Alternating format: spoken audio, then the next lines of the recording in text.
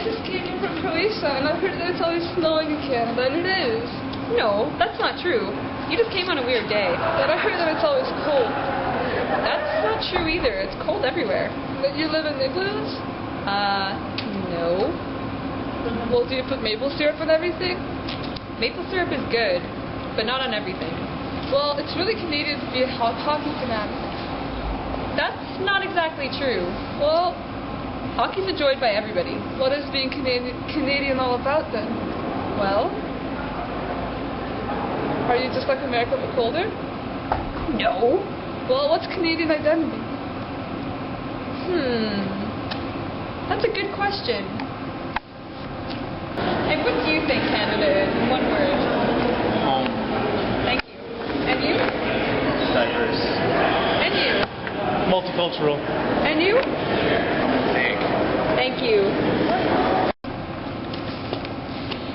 I have chosen the topic of Canadian identity to research for this documentary because it has always been a subject of debate as to whether Canada can incorporate diversity into its culture while still attaining individuality. Canada has been viewed as at risk from the impact of American globalization culture. Since we have a weaker self-identity than the United States and many other nations around the globe, it has been noted that Canadian identity is defined in the negative, meaning that we are not defined by what we do, but rather by what we do not do, as opposed to the Americans. Perhaps we have fewer national symbols and beliefs than our somewhat similar neighbors, though the concrete social institutions such as Canadian healthcare provide us with the needed security. I'm hurting. Where are you hurting? Inside and out. That's okay. We have healthcare and counseling, and it's free. That way? Masha, show her the way. Thank you. I'll take you, my friend.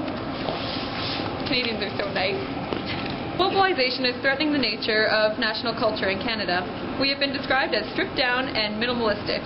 Though this is the very ground on which Canada is built. Diversity, inclusion, and open-minded thinking. Canada has been deemed as a kinder country, less individualistic, less obsessed with wealth, and believing in the government as a force of good as opposed to the United States. Though the internet can be seen as having a great impact on drawing our culture closer to the Americans, whatever American culture is has become popular culture in many nations around the world, and to a great extent in Canada as well.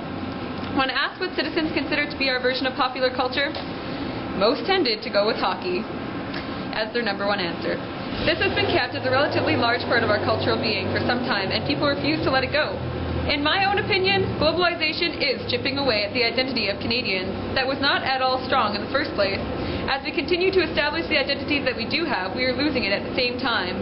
But that is who we are, and we are fighting a losing battle and winning with passive resistance at the same time.